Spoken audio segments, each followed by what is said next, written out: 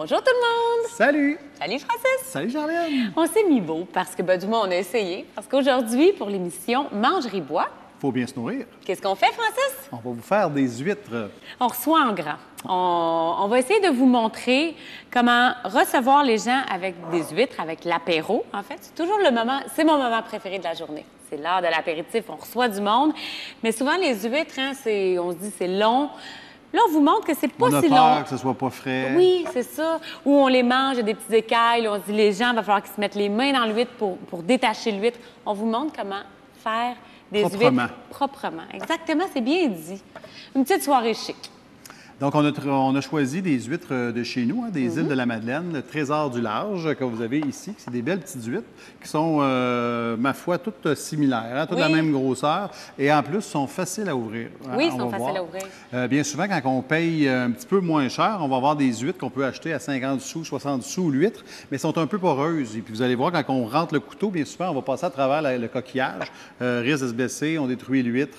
On ne peut pas récupérer le on peut pas coquillage récupérer par le la coquillage, suite. exactement. Et puis, comme tu dis, les huîtres ne sont pas forcément calibrées, donc il y en a des tout petites, des très, très grosses. Fait que ça vaut la peine, je pense, là, quand on mange des huîtres, on se gâte. On prend des huîtres de chez nous. En plus, les trésors du large se trouvent chez IGA. Exactement. Et puis, ce que je veux vous montrer, en fait, ça va être d'ouvrir l'huître de façon sécuritaire. On peut le faire quelques heures à l'avance. Donc, comme on dit, quand on n'est pas habitué, quand on ouvre une huître aux 5 minutes environ, puis qu'on reçoit avec une douzaine d'huîtres, bien, faites le calcul, ça prend c'est un petit peu de stress avant. Donc, un bon 3 heures. Si vous avez des huîtres fraîches, vraiment, là, on peut ouvrir l'huître 3 heures d'avance, on la nettoie, et puis vous allez voir, l'huître a tendance à refaire son eau, en fait. Donc, vraiment, aucune gêne, en fait, et ouais, on se prépare comme ça. Pour éliminer les huîtres qui sont moins bonnes, c'est assez facile. Une huître pas fraîche, je vous dirais, ça sent. Hein? On ne se trompe pas. Comme la majorité des fruits de mer. Ouais. On pourrait faire la même chose souvent avec des moules. Avec des moules, bien souvent, on va voir si l'huître est déjà ouverte ou si elle est Oui, brisée. par rapport à L'huître, la des fois, coquille, c'est un peu plus difficile.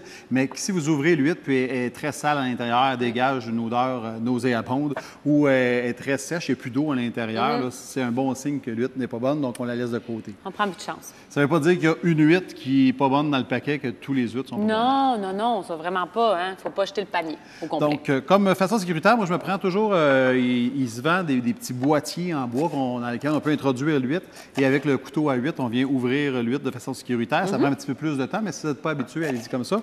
Moi, je vais avec un linge un petit peu humide. Pour stabiliser l'huître, je vais mettre ma paume vraiment fermée dessus. Et puis avec un bon couteau, un outil toujours idéal. Donc, vous avez les Richards là, qui se vendent avec un bout de bois qui rouille après la première utilisation. Allez vous en chercher vraiment un bon. Là, je l'ai acheté chez IGA, un petit trudeau comme ça avec le bout incurvé. Et puis, ça va super bien. Là, vraiment. Et ça dure vraiment longtemps. Et des huîtres, Dieu sait que tu en as ouvert. Et regardez, il est encore en bon état. Moi, ça ou Les deux. Les deux. Bon. Donc, on y va comme ça. Vous avez toujours une petite incision ici au devant de l'huître, parce que c'est le plus pointu, hein? Donc pas au côté du rond, mais vraiment de l'autre côté. On y va à plat comme ça, puis on va juste venir mettre le couteau dans l'incision.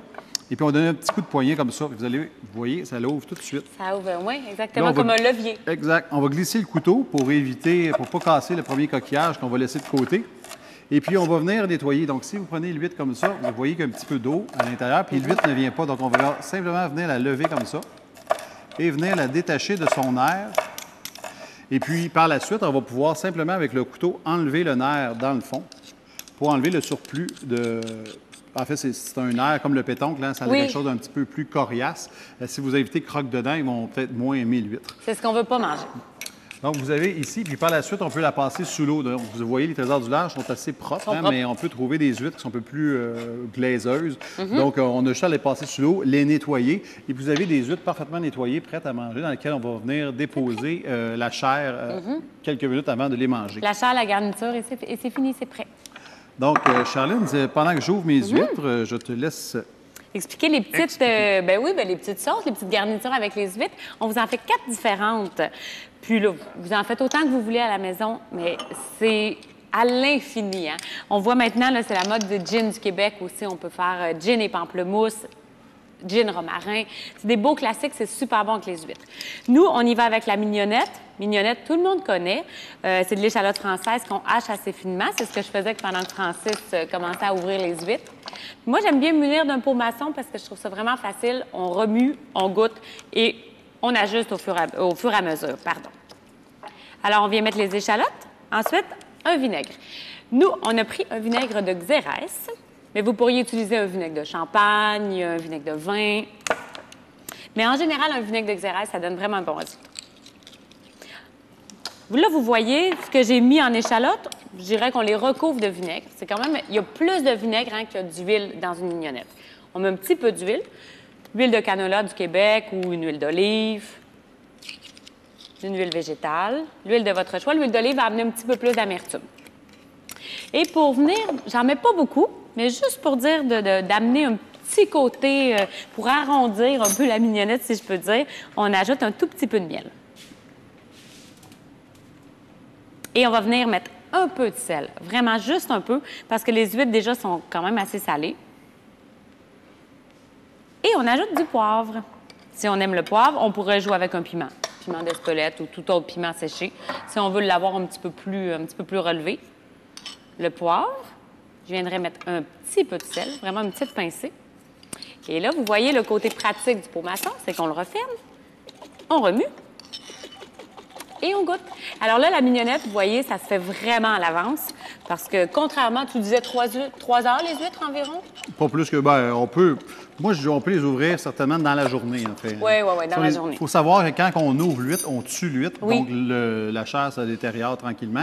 Mais l'important, c'est de le garder au froid. Donc, si vous êtes plus ou moins à l'aise à l'ouverture de vos huîtres, allez-y plus doucement, ouvrez-en 6, mettez vos huîtres ouvertes au frigo, puis on continue avec les 6 autres. Si vous sortez tout le paquet, si vous en avez une trentaine à ouvrir, bien, les trentaines prennent la chaleur, et puis c'est là qu'ils se détériorent. Donc, si vous êtes pressé, là, moi, j'ai jamais de problème à ouvrir les huîtres le matin même pour les servir le soir. Là. Pas du tout. Si ça restait aux frettes la journée, aucun problème. Pas du tout. Donc, vous pouvez faire autre chose. Vous avez préparé vos huîtres. Vous pouvez vous préparer après, en attendant que vos invités arrivent, préparer l'apéritif. Alors, la mignonnette est faite. Deuxième petite sauce. On pensait en faire des gratinés, hein, Francis? Alors, ceux qui sont moins habitués de manger des huîtres, qui aiment moins le goût de l'huître crue ou juste le geste, des fois, on dirait que ça passe moins bien.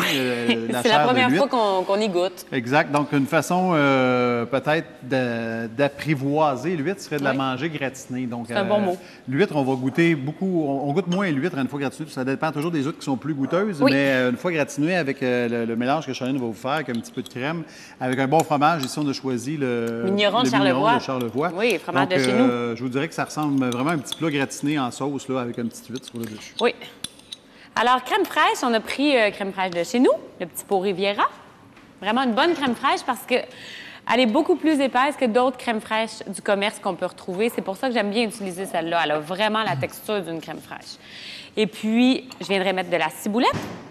Vous pourriez utiliser oignon vert, mais moi, vous allez voir, mon oignon vert, je le garde pour le côté un petit peu plus japonais de tout à l'heure. On pourrait mettre du piment d'Espelette, on pourrait mettre du paprika fumé, on pourrait mettre du tabasco, du zeste de citron, parce que le citron se marie super bien avec les huîtres. Mais honnêtement, ça peut être très, très simple. Là, juste un peu de ciboulette ciselée dans la crème. Vous pouvez en garder, moi j'aurais tendance à vous dire, même gardez-en un petit peu. Ça va faire en sorte que vous allez pouvoir le remettre sur le dessus. Quand elles vont sortir du four, la présentation est encore plus jolie. Comme ça, j'ajouterai un peu de poivre, un peu de sel. Encore une fois, faites attention à votre sel pour les huîtres. On remue tout ça. On y goûte. Pendant que Charline goûte à sa crème, je vous montre ici les huîtres que j'ai ouvertes juste un petit peu avant l'émission, une heure. À quel point ils ont rendu de l'eau. Donc, ils ont vraiment rendu leur eau. N'hésitez pas, là, vous voyez comment ça se conserve quand même assez bien. Donc, l'huître a tendance vraiment à redonner son eau. Hein. Vraiment beaucoup, c'est surprenant. Ouais, j'ai préparé des huîtres pour le gratinage et puis je vais les remettre au frigo pour les huîtres fraîches de tantôt. La petite crème est prête. Alors, vous voyez, là, ça, c'est rapide. Ça, c'est très rapide à faire. Francis, même à l'heure qu'il est rendu, j'ai encore le temps avant que les invités arrivent. On a fait une troisième. Alors donc. Troisième, on retourne au Japon, si vous avez vu la première émission. On dirait avec du ponzu, de plus en plus populaire. On entend vraiment parler, je ne sais pas si vous avez vu, il y a plein de publicités sur le yuzu dernièrement. Mais le ponzu, c'est à base de sauce soya et il y a du yuzu à l'intérieur. C'est un agrume japonais. C'est à la base très salé aussi comme assaisonnement. Il y a de la sauce soya. Donc, faites attention. Moi, je mettrais même carrément pas de sel quand on utilise la sauce ponzu. Mais ça donne un super bon goût. Le petit côté agrume avec les huîtres, c'est délicieux. On viendrait mettre un petit peu d'huile comme j'ai fait avec la mignonnette. On pourrait utiliser de l'huile de sésame aussi, si vous voulez. Ça pourrait vraiment être délicieux avec les huîtres. Là, au lieu de la ciboulette, on fait changement. J'utiliserai l'oignon vert. Et là, on peut se gâter, hein? On peut aller chercher le blanc de l'oignon. Qui va amener de la texture, qui va amener du croquant. Moi, je gratine mes huîtres. Je vais vous montrer ça à la télé par la suite. À peu près une demi-cuillère à thé du mélange de crème. Et puis, on vient couvrir l'huître de fromage. Fromage de votre choix, là, un fromage qui gratine bien. Puis vraiment bien les recouvrir.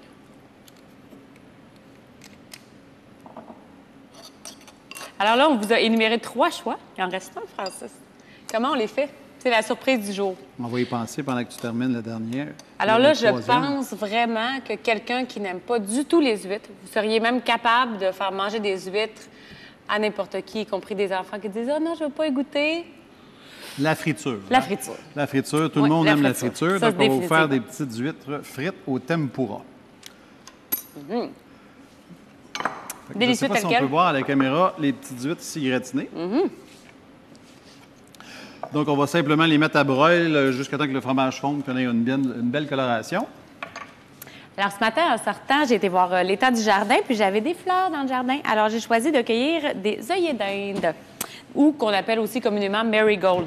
Alors, c'est super beau, oui, mais c'est aussi comestible. Ça va être vraiment joli sur le plateau d'huîtres à la toute fin. Là, les pétales, c'est quand même assez gros. Je me suis dit, on va faire quelque chose d'un peu moins grossier. Je vais faire ma petite ballotine, puis je vais les hacher un petit peu.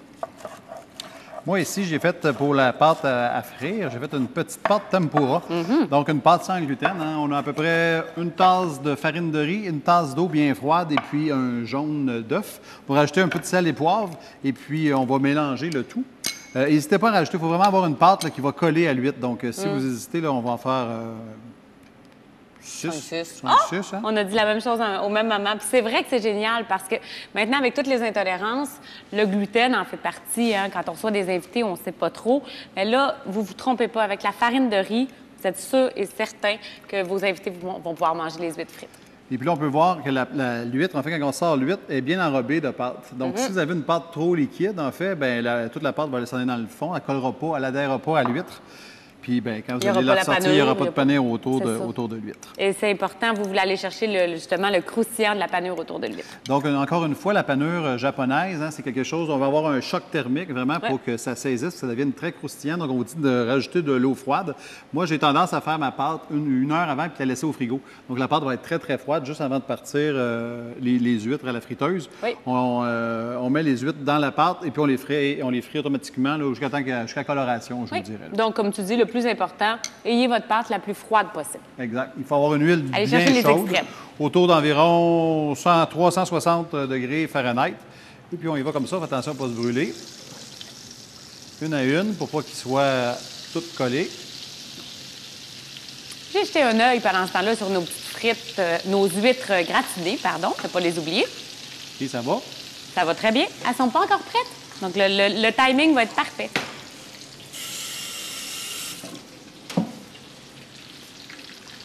On a sorti des petits pics, si vous avez à la maison. Là. On en trouve maintenant de plus en plus. C'est vraiment, de un, c'est mignon, mais aussi, ça va faire en sorte d'éviter à vos invités de se mettre les mains tout le temps dans la friture pour les huîtres frites. On les pique comme ça. On aurait même pu faire, on le faisait par une mayonnaise où on avait fait, tu te souviens, un shooter de Bloody ou de Virgin Caesar. Ouais. Puis on dépose l'huître comme ça, qu'on dépose sur le dessus comme ça du shooter. Ça fait super beau, c'est festif, c'est l'heure de l'apéro. Donc, on peut mélanger autant Bloody Caesar que Virgin, selon nos invités. On peut déposer les huîtres dans nos coquillages qu'on a déjà nettoyés. On rajoute, bien important de garder un petit peu d'eau, hein? C'est de l'eau salée, donc c'est tout le goût de l'huître est à l'intérieur de l'eau également. Ça va être délicieux.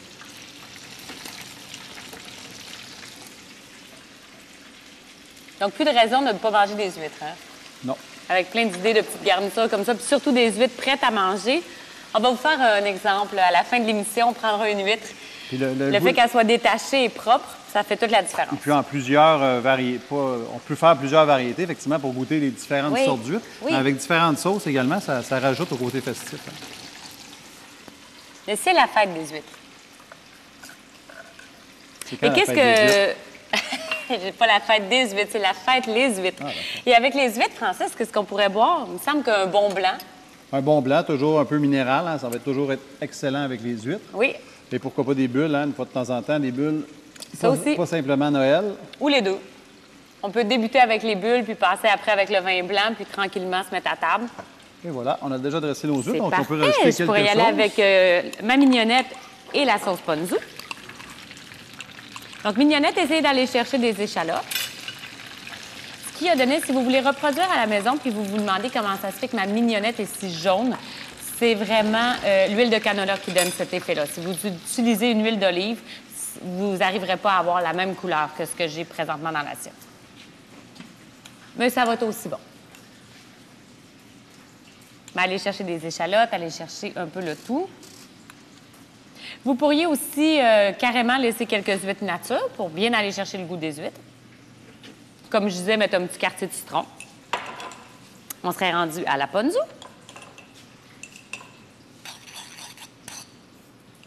Même chose avec la ponzu, aller chercher les petits oignons verts.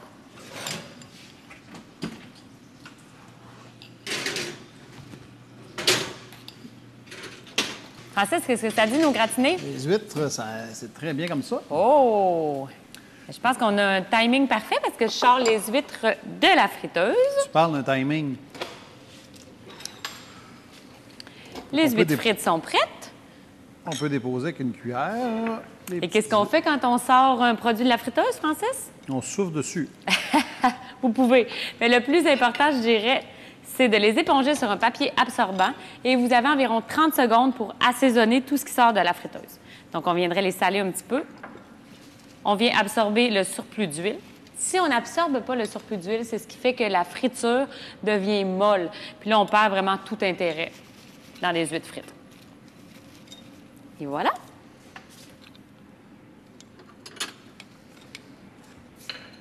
Je prends les petits pics. Beau plateau d'huîtres, ça, Charline. Ça va être beau, hein? Ça donne le goût de recevoir. Mais oui. Et voilà. Donc, on a notre plateau d'huîtres ici. Et voilà nos petites huîtres frites.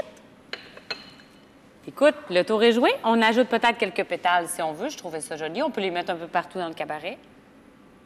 Amener de la couleur un peu. C'est sûr que si vous êtes en plein été, là, ou une période qui fait plus chaud, même en hiver, avec nos maisons chauffées, si vous avez un bon concassé de glace pour garder vos huîtres fraîches, c'est sûr que les gratinées, on ne les met pas dessus. Toujours mieux qu'un gros sel, les gratinées, mais pour garder les huîtres fraîches, comme ça, vous n'avez pas de problème. Vous pouvez laisser les huîtres sur la table pendant une demi-heure sans crainte. Et voilà, vous posez pas de questions, vous n'avez pas peur qu'il y ait un problème avec les huîtres et vos invités qui vont les manger. Ça serait prêt, Francis? Hey, est-ce qu'on goûte à ça? On goûte à ça. On se lave les mains et on va servir ça aux invités. Moi, je pense celle-là. Moi, j'y vais avec la mignonnette, la classique. Alors, on vous montre à quel point c'est facile de manger des huîtres. Santé, Francis. Santé. Un délice, ces huîtres-là. Allez, on va rejoindre les invités. On vous remercie de nous avoir suivis à l'émission Mangerie-Bois. Faut bien se nourrir. Allez, à la prochaine émission. Merci beaucoup. Santé, tout le monde. Au revoir.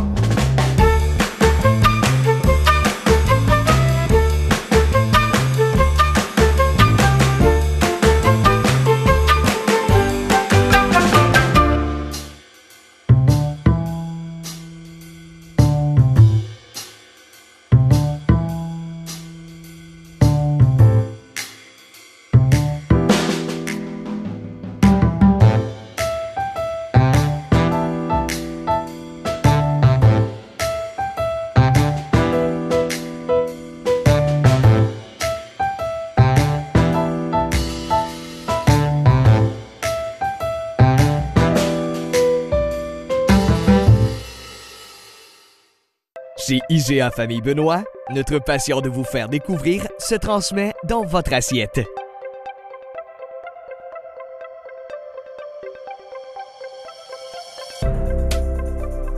En valorisant les produits du Québec et jusqu'à partout dans le monde, on y retrouve des produits exclusifs et des idées repas qui vous simplifient la vie.